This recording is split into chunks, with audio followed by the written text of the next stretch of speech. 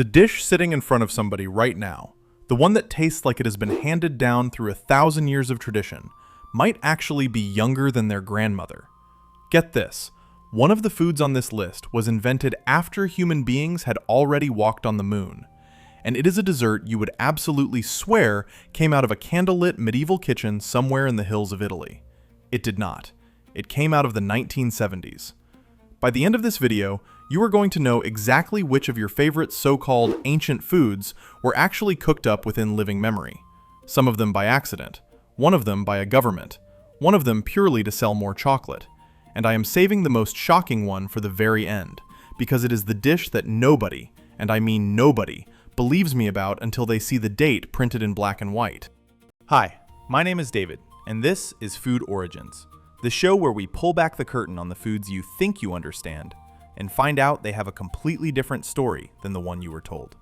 Hit subscribe, because I promise you, by the time we get to number 1, you will never look at a dessert menu the same way again. Let's get into it. Food number 1, the fortune cookie. Picture the end of a meal at your local Chinese restaurant. The plates are cleared, the tea is poured, and somebody hands you a crisp, little folded cookie with a slip of paper tucked inside, promising that good fortune is on its way. It feels ancient, doesn't it? It feels like a tradition stretching back through dynasties and emperors and thousands of years of Chinese wisdom. Here is the truth that ruins the illusion. The fortune cookie is not ancient. It is not even Chinese, and it was almost certainly invented in California within the last 120 years or so.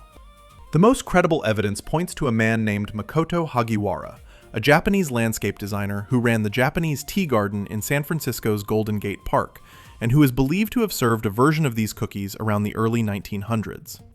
There is a rival claim from a Chinese immigrant in Los Angeles named David Young, but notice what both stories have in common. Both of them are American. Neither one of them is Chinese. And here is where it gets genuinely strange.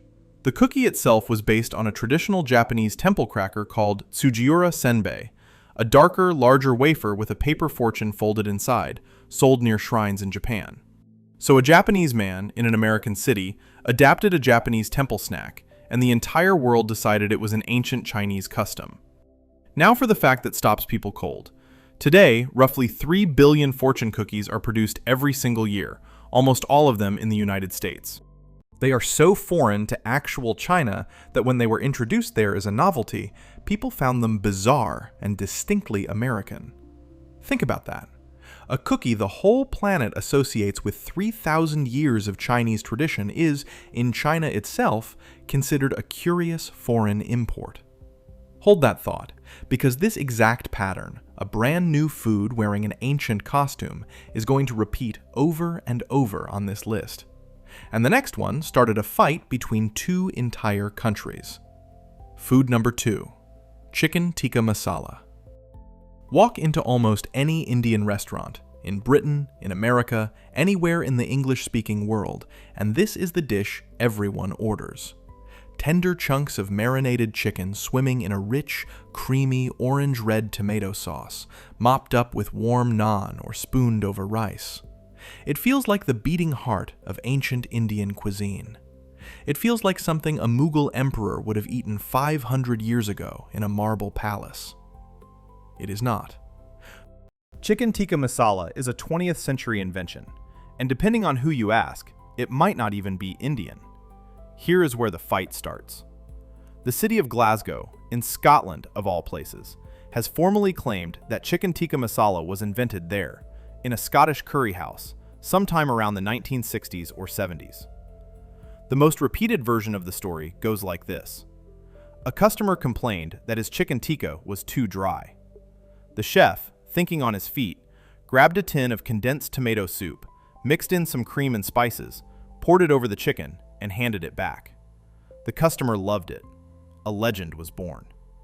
In 2009, a British member of Parliament even tried to have Glasgow granted official protected status as the birthplace of the dish. India, understandably, is not thrilled about a Scotsman claiming their most famous curry.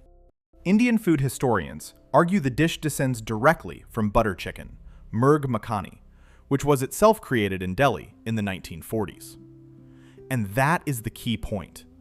Even the Indian version is barely 80 years old. So here's the truth underneath the argument. Whether it was born in Delhi in the 40s or Glasgow in the 60s, chicken tikka masala, the single most iconic dish of Indian restaurant culture on the planet, is younger than the aeroplane, younger than the motor car, younger than sliced bread. It is a modern dish that everyone treats as ancient scripture. And believe it or not, the next food on this list was not just invented recently. It was invented on purpose, by a government, to change the way an entire nation ate. Food number 3, pad thai. If you have ever ordered from a Thai restaurant, you have almost certainly had it. Stir-fried rice noodles, egg, tofu or shrimp, bean sprouts, crushed peanuts, a squeeze of lime. That perfect sweet, sour, salty tangle of flavor. It is the national dish of Thailand. It is on the menu of every Thai place on earth, and it feels like it must be centuries old, the product of generations of street vendors perfecting their craft in the alleys of Bangkok. Here is the twist that almost nobody sees coming. Pad Thai was essentially invented by the Thai government, and it happened within the last 90 years. Let me explain, because this one is wild. In the late 1930s and into the 1940s, Thailand was ruled by a nationalist prime minister named Plek Phibun Songkhram. He was on a mission to modernize the country, unify its identity, and crucially, reduce the nation's reliance on rice during a period of shortage and economic hardship. Noodles were cheaper and used less rice per meal, so the government actively promoted a new national noodle dish. Recipes were reportedly handed out. It was pushed almost as a patriotic duty to eat it. The word Thai was literally built into the name to hammer home the national pride. Now here is a detail that makes the whole thing even more delicious in its irony. The noodles themselves, the stir-fry technique, much of the flavor foundation, these have roots in Chinese cooking brought over by Chinese immigrants. So the dish crowned as the ultimate symbol of Thai identity was assembled, at least in part, from Chinese culinary influence, and then branded as 100% Thai by a government trying to build a nation. That is not a food that slowly emerged from ancient tradition. That is a food that was designed, marketed, and rolled out like a piece of national policy. And it worked so completely that today the entire planet believes pad Thai is timeless. Stick with me, because the next one is going to upset a lot of Italian grandmothers, and I am genuinely a little nervous about it. Food number 4, spaghetti carbonara. Oh, this one is going to hurt. Carbonara is the dish that feels the most sacredly, untouchably ancient of them all. Silky egg yolk, cured pork, black pepper, sharp, hard cheese, all tangled through hot pasta. Romans defend it like a religious text. There are unwritten laws about it. No cream, ever. Guanciale, not bacon. Pecorino, not Parmesan. It feels like a recipe that has been carved into the walls of Rome since the days of the Colosseum. So brace yourself, because carbonara, in the form we actually know, is almost certainly a product of the 1940s, and its origins may be tangled up with the American Army. Here is what the evidence suggests. There is no reliable written record of carbonara before the Second World War. None. A dish this famous, this beloved, and it simply does not appear in Italian cookbooks until after the war. The first documented references start showing up in the mid to late 1940s. And one of the most popular theories about its birth points directly at American soldiers stationed in Italy after the liberation of Rome in 1944. Those soldiers had access to rations of bacon and powdered eggs. Mix that with Italian pasta and cheese, and you have something remarkably close to carbonara. Some historians believe Italian cooks created the dish to feed hungry American troops, or that it simply emerged from that collision of ingredients. There are other theories, of course. Some tie it to charcoal workers, the carbonari, which is where the name may come from. But even those versions place it firmly in the 20th century.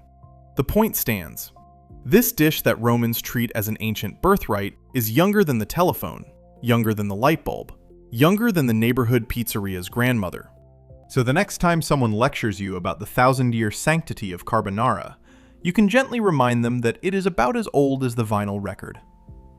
And speaking of things that feel like they have existed forever, but absolutely have not, let me take you to a smoky bar in upstate New York on one very specific night in 1964.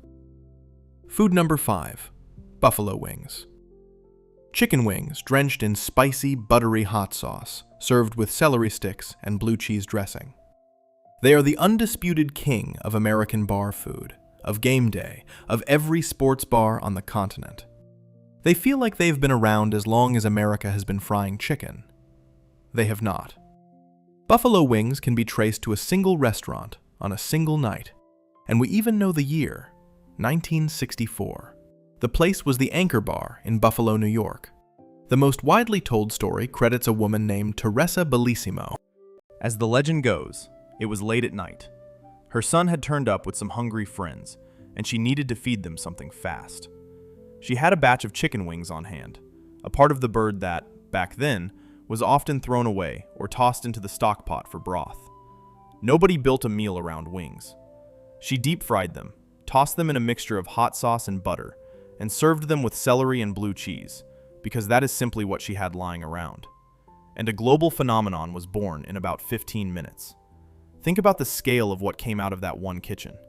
Today, Americans eat well over 1 billion wings during Super Bowl weekend alone. An entire restaurant industry exists because of this dish. And the part of the chicken that was once considered rubbish, quite literally scraps, is now so in demand that wing prices get tracked like a commodity on the stock market. Here's the thing I want you to hold on to as we cross the halfway point of this list. Everything I promised you at the start is coming true. A food you assumed was timeless, born from a scrap somebody was about to throw away, barely 60 years ago. And we still have not reached the ones that will really rattle you, the European classics you would bet your house are centuries old. In fact, the dessert I teased in the very first sentence, the one invented after the moon landing, is still coming, and it is going to be worth the wait. But first, let's talk about a jar that is probably in your kitchen cupboard right now. Food number 6, Nutella. That glossy, chocolate hazelnut spread that feels like a timeless European indulgence, the kind of thing you imagine Italian and French families have been slathering on bread for centuries. Surely something this perfect has deep, old-world roots. Well, the flavor combination of chocolate and hazelnut, called gianduja, does go back to the 1800s in Turin, Italy. But that story has a very specific and very modern cause, and Nutella itself, the actual product in the jar, is a creation of the mid-20th century. Here is the fascinating part. The reason chocolate got mixed with hazelnuts in the first place was scarcity. During the Napoleonic era, and later during wartime, chocolate was expensive and hard to get hold of. Hazelnuts, which grew abundantly in the Piedmont region around Turin, were cheap and plentiful. So confectioners stretched their limited cocoa by blending it with ground hazelnuts. Necessity, once again, inventing something the world would fall head over heels for. But the direct ancestor of Nutella comes from a man named Pietro Ferrero, who, in 1946, in the aftermath of the Second World War, created a solid loaf of this chocolate hazelnut paste. Chocolate was still being rationed. His cheaper spread was an instant hit. He later reformulated it into a creamier, more spreadable version. And then, in 1964, his company launched the product under the name we all know today, Nutella. So the spread you might think of as an ancient European treat is younger than color television.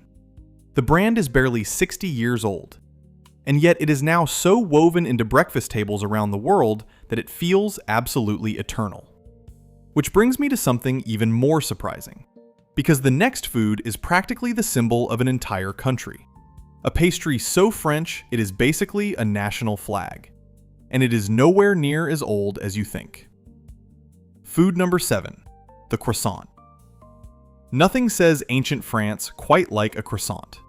That golden, buttery, flaky crescent, torn open over a little cafe table, feels like it belongs to a France of 1,000 mornings ago. A symbol as old as the cobblestones. And in the popular imagination, far, far older. Here's the reality that surprises almost everyone. The croissant is not originally French at all, and the specific, buttery, laminated pastry you are picturing, the true croissant, is barely more than 100 years old. Let's untangle this. The distant ancestor of the croissant is the Austrian Kipferl, a crescent-shaped bread roll that has existed in various forms for a very long time in Vienna. but it was denser, more like a simple bread or a plain cookie, and it did not have the flaky, layered structure we associate with a modern croissant. That crescent shape traveled to France, most famously popularized in the 1800s, some say through Viennese-style bakeries opening in Paris. But here is the crucial detail. The croissant as we actually know it, made with laminated dough, that painstaking process of folding butter into pastry over and over again to build dozens of impossibly thin, flaky layers. That technique was applied to the croissant only around the very early 1900s. The first French recipes describing a properly laminated, puff pastry-style croissant date to roughly 1905 and the years just after. Before that, the croissant was essentially a plain crescent roll. So the flaky, buttery masterpiece you associate with centuries of French tradition is, in its true form, a product of the 20th century. It is younger than the motor car. The next time you tear into one, remember, you are eating something your great-great-grandparents may never have tasted in this exact form. Now hold on tight, because the next dish looks and tastes like something pulled straight out of a 500-year-old imperial kitchen. It practically screams ancient royalty. And it was invented right around the time India gained its independence. Food number 8, tandoori chicken. Bright red, charred at the edges, cooked in a blazing clay oven, this dish looks like it was lifted straight from a Mughal emperor's banquet table 5 centuries ago. Everything about it feels ancient. The spices, the yogurt marinade, the roaring tandoor oven itself. And while clay ovens and yogurt-marinated meats genuinely do have old roots in the region, tandoori chicken as a restaurant dish, the specific plate you order today, is a surprisingly modern creation, born right around the time of India's independence in 1947. The story centers on a man named Kundan Lal Gujral and his restaurant, Moti Mahal, which moved to Delhi around the time of partition. Gujral is widely credited with popularizing tandoori chicken by taking whole chickens, marinating them in yogurt and spices, and roasting them in a tandoor, the tall clay oven that had traditionally been used mostly for baking flatbread, not for cooking whole birds. He essentially took a bread oven and turned it into a rotisserie, and it was a revelation. But it gets better, because this same restaurant and this same man are also credited with inventing butter chicken, murg makhani, which we mentioned earlier. The legend goes that leftover tandoori chicken was tossed into a rich tomato, butter, and cream gravy so it would not dry out and go to waste. That dish then became the direct ancestor of chicken tikka masala. So an enormous chunk of what the world thinks of as classic, ancient Indian restaurant food actually radiates out from one single Delhi kitchen in the mid-20th century. Ancient looking, ancient tasting, and younger than the average grandparent. That is the pattern, over and over and over. And now we are into the final stretch, the last 2 foods, and these are the ones I have been building towards this whole time. The next one has a name that flat out lies to you about where it comes from. Food number 9, German chocolate cake. Rich chocolate layers, that unmistakable gooey coconut pecan frosting. The name tells you exactly where it came from, right? Germany. Some old Bavarian baking tradition passed down through generations of German grandmothers. Except, no. German chocolate cake is not German. It is thoroughly, entirely American, and it dates to 1957. The trick is hiding in an apostrophe that got lost along the way. Here is the reveal. The cake is not named after the country of Germany. It is named after a man. His name was Samuel German, and he was an Englishman working for the Baker's Chocolate Company back in the 1800s. In 1852, he developed a type of dark baking chocolate, and the company named it in his honor, German's Sweet Chocolate. That apostrophe S, German's, was the whole key. It meant belonging to German the man, not German the nation. Now fast forward to 1957. A homemaker in Texas sent a recipe for German's chocolate cake into a Dallas newspaper. The recipe used that specific brand of chocolate. It was a sensation. It spread across the entire country. Sales of the chocolate reportedly spiked dramatically, and as the recipe traveled from kitchen to kitchen, that little apostrophe S quietly vanished. German's chocolate cake became German chocolate cake. And just like that, an American cake named after an Englishman's chocolate got permanently, mistakenly rebranded as a proud German tradition. So a dessert millions of people assume crossed the Atlantic from some ancient European bakery was actually born in a Texas kitchen in the 1950s, and its entire foreign identity rests on a single punctuation error. It is barely older than the interstate highway. And that brings us, at last, to number 1. The one I have been teasing since the very first sentence. The dessert invented after the moon landing that you would swear is centuries old. If you remember only one food from this entire video, make it this one. Food number 10, tiramisu. Here it is, the one I promised you. Layers of coffee-soaked ladyfinger biscuits, rich mascarpone cream, a soft dusting of cocoa on top. Tiramisu is the crown jewel of the Italian dessert trolley. It feels older than Venice. It feels like something monks might have made in a candlelit monastery, a recipe whispered down through 5 centuries of Italian nonnas. So take a breath, because I need you to really absorb this. Tiramisu was invented in the 1960s or 1970s. Some of the people involved in creating it were, or were until very recently, still alive to talk about it. The most widely accepted origin places its birth in the region of Veneto, in a restaurant called Le Beccherie in the town of Treviso in the early 1970s. A pastry chef named Roberto Linguinotto, working with the restaurant's owners, is credited with assembling the dish, reportedly around 1970 or 1972. There are other claims and rival stories, as there always are with a dish this beloved, but virtually every serious account places its creation in the second half of the 20th century. Not one of them puts it before the 1960s. Let that sink in for a moment. Mascarpone, coffee, eggs, and biscuits had all existed for a very long time, but the specific dessert we call tiramisu, that exact assembly, did not exist when your grandparents were young. It did not exist during the Second World War. It very likely did not exist when Elvis first hit the charts. There are cars on the road older than tiramisu. There are people walking around today who are older than tiramisu. The word itself, tiramisu, roughly translates to pick me up or cheer me up, a nod to the caffeine and the sugar, and it only worked its way into official Italian dictionaries within the last few decades.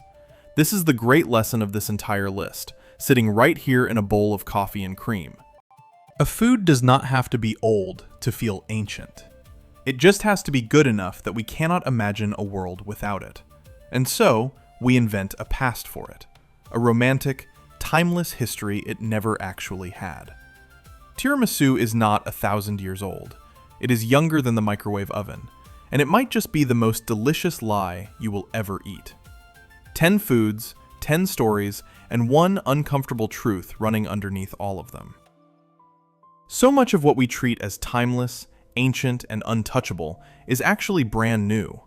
Fortune cookies from California, chicken tikka masala possibly from Scotland, pad thai from a government campaign, carbonara from the wreckage of a war, buffalo wings from a scrap somebody nearly threw away, Nutella from wartime rationing, the buttery croissant from the early 1900s, tandoori chicken from a deli kitchen at the birth of a nation, German chocolate cake from a lost apostrophe in Texas, and tiramisu, younger than the microwave, dressed up as a medieval treasure.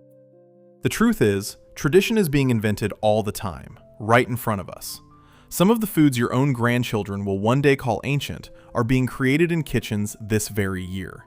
And honestly, that is not a sad thing. It is a wonderful one. It means the story of food is still being written, and every single one of us gets to be part of it. I'm David, and this is Food Origins. If this changed the way you look at your next meal, or the next dessert menu you pick up, hit that like button and subscribe, because we have stories exactly like this one lined up that are going to completely rearrange the way you see your plate. And tell me in the comments, which one of these 10 genuinely shocked you the most? Was it the carbonara? Was it the pad thai? Or was it tiramisu, the medieval-looking dessert that is younger than color television? I have a feeling it is going to be different for everyone. I'll see you in the next one.